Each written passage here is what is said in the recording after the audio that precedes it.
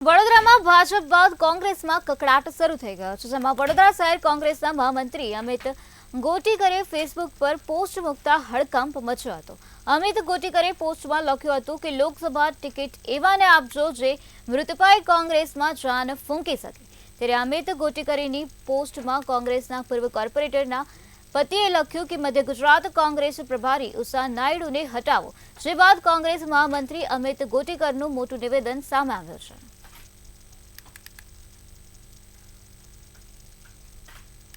વડોદરા કોંગ્રેસમાં કહી શકાય કે વિવાદ થમવાનું નામ નથી લેતો। કોંગ્રેસના કર્મઠ કાર્યકરનો કકળાટ, કોંગ્રેસમાં જે કર્મશીલ કાર્યકરો છે તે કોંગ્રેસમાં જાન ફૂંકી શકે તેવા ઉમેદવારની માંગ કરી રહ્યા છે અને સોશિયલ મીડિયા પર પોસ્ટ મૂકી છે। આપણે વાત કરીશું અમિત ગોટીકર સાથે, જે વોર્ડ નંબર 14 કોર્પોરેશનનું ઇલેક્શન લડી ચૂક્યા છે અને શહેર કોંગ્રેસના પ્રવક્તા રહી ચૂક્યા છે। અમિતભાઈ, કોંગ્રેસમાં જાન ફૂંકી શકે તેવા ઉમેદવારની વાત તમે સોશિયલ મીડિયામાં કરી છે, શું છે સમગ્ર વિગત?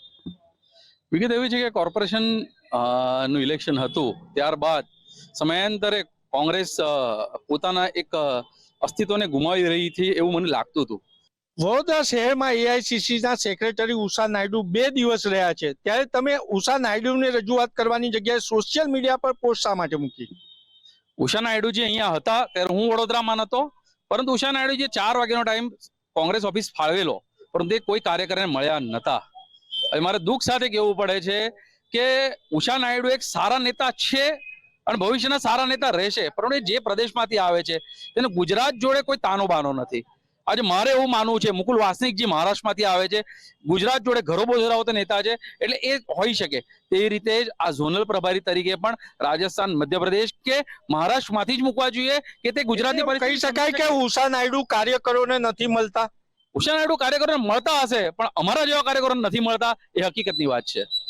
એટલે કોંગ્રેસના કર્મઠ કાર્યકરોનો કકળાટ છે કે ઉષા નાયડુ વડોદરામાં આવે છે પણ પરંતુ કાર્યકરોને નથી મળતા એમના જેવાને, એટલે સોશિયલ મીડિયા પર પોસ્ટ મૂકવી પડી છે।